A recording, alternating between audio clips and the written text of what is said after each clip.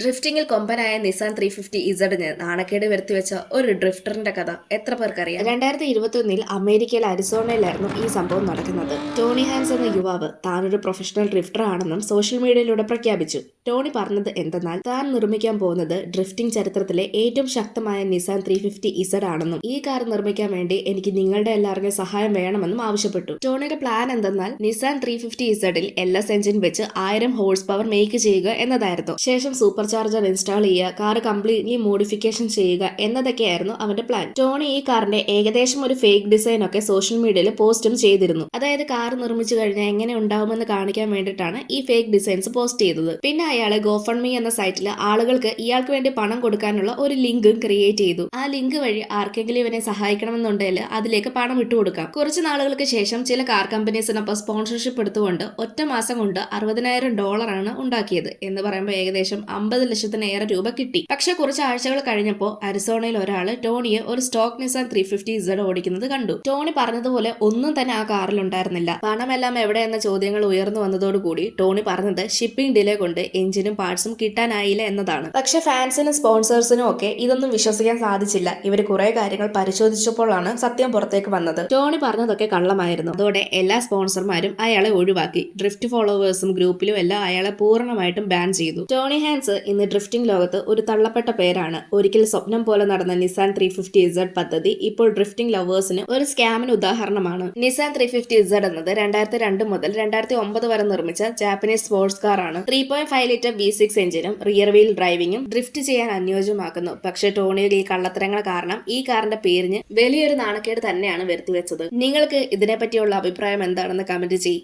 ഇതുപോലെയുള്ള കൂടുതൽ വീഡിയോസ് കാണാനായി ചാനൽ സബ്സ്ക്രൈബ് ചെയ്യാനും ഇൻസ്റ്റഗ്രാമിൽ ഫോളോ ചെയ്യാനും മറക്കല്ല്.